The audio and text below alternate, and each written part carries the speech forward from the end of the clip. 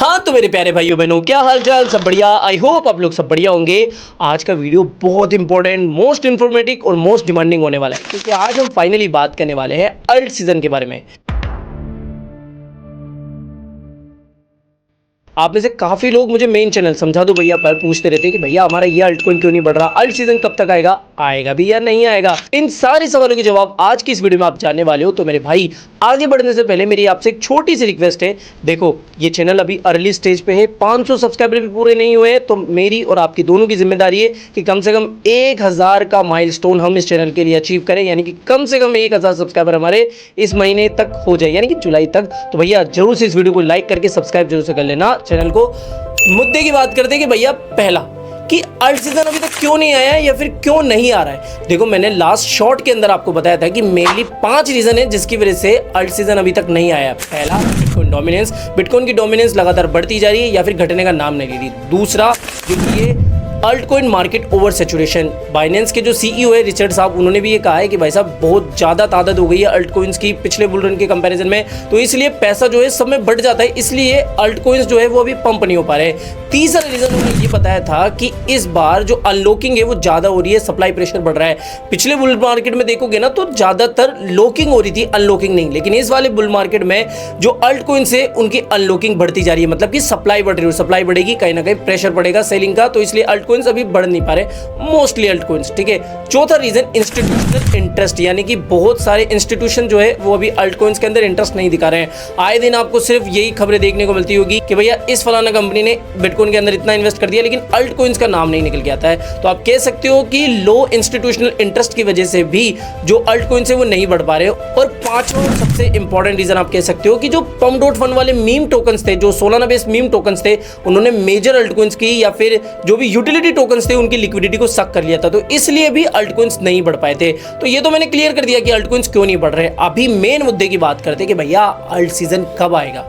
देखो इससे जानने से पहले ये समझ लो कि अल्ट सीजन के क्या क्या संकेत होते हैं। तो अभी हम समझते हैं कि भाई साहब अल्ट सीजन आने के क्या संकेत होंगे। पहली चीज, जिस दिन भी बिटकॉइन की डोमिनेंस हमें 60% के नीचे देखने को मिल जाएगी, तो आप ये समझ लेना पहला कि कहीं ना कहीं अल्ट सीजन की शुरुआत हो चुकी है, अगर बिटकॉइन की डोमिनेंस 60% से नीचे आ गई। दूसरा जो कि टोटल 2 के चार्ट का ब्रेकआउट। टोटल 2 का चार्ट क्या होता है? पूरे अल्ट कॉइन मार्केट का जो चार्ट होता है ना उसको बोलते हैं अपन टोटल 2 का चार्ट। जिस दिन भी इसका ब्रेकआउट हमें देखने को मिल गया, काफी लोग ईथर बीटीसी भी देखते हैं, वो सही बात है, लेकिन कम से कम टोटल 2 के चार्ट के ऊपर भी ध्यान रखो, क्योंकि यही एक इंपॉर्टेंट चार्ट है जो कि बताएगा कि अल्ट सीजन अब आने वाला है। तो पहला मैंने बता दिया कि जिस समय बिटकॉइन की डोमिनेंस 60% से नीचे गिरती हुई दिखेगी अल्ट सीजन शुरू हो जाएगा। दूसरा कि टोटल 2 के चार्ट का ब्रेकआउट हमें दिखना चाहिए। और तीसरा कि जो ईटीएफ्स की अपडेट है वो अल्ट कॉइन्स के लिए भी आना शुरू हो जाए, यानी कि आप देखते होंगे कि भैया सोलाना की ईटीएफ फाइलिंग हो गई, इथेरियम की तो हो ही चुकी थी, इसके अलावा डोज की, एक्सआरपी की, फलाना की, सुई की, इस तरीके से जब जो अल्ट कॉइन्स की ईटीएफ्स है उनकी जब अप्रूवल हो जाएगी, उनकी खबरें आने लग जाएगी, तो आप समझ लेना कहीं ना कहीं अल्ट सीजन की शुरुआत होने वाली है। और एक और इंपॉर्टेंट संकेत है जो कि बताता है कि अल्ट सीजन शुरू होने वाला है, वो है सोशल मीडिया पे हाइप।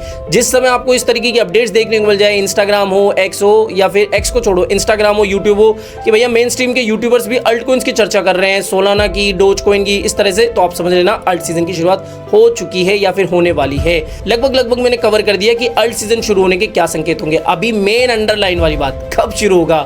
देखो मेरी जितनी एनालिसिस है, एक्स का यूज़ करा है मैंने, ग्रोक का यूज़ करा है मैंने, चैट जीपीटी का यूज़ करा है मैंने, मैन्युअली रिपोर्ट्स पढ़ी है, मैन्युअली बहुत सारे ट्वीट्स देखे हैं, एनालिस्टों की रिपोर्ट देखी है, उनके बेस पर समरी यही है कि इस साल सितंबर 2025 के एंड से लेकर और जो दिसंबर से जनवरी, अर्ली जनवरी का टाइम होगा वो अल्ट सीजन का टाइम होगा। हमेशा से देखा गया है कि Q4 के अंदर जो अल्ट सीजन है वो आता है, और इस बार भी हिस्ट्री रिपीट होगी, लेकिन इस बार जो अल्ट सीजन है वो सितंबर के एंड से ही शुरू हो जाएगा, मतलब कि 16-17 सितंबर से आप मान सकते हो। ऐसा नहीं है कि मैं तुक्के में ये बातें बोल रहा हूँ, भाई साहब बहुत रिसर्च करिए इस चीज को निकालने के लिए, समरी को निकालने के लिए, कि सितंबर के लास्ट के डेज के अंदर, यानी कि सितंबर से ही अल्ट कॉइन्स के अंदर पंपिंग देखने को मिल जाएगी। अंडरलाइन कर लेना इस बात को। अब एक और इंपॉर्टेंट बात कि इस बार का जो अल्ट सेशन है ना वो थोड़ा डिफरेंट होगा, और इसमें बहुत सारे चैलेंजेस हमें देखने को मिलेंगे। चैलेंजेस कैसे?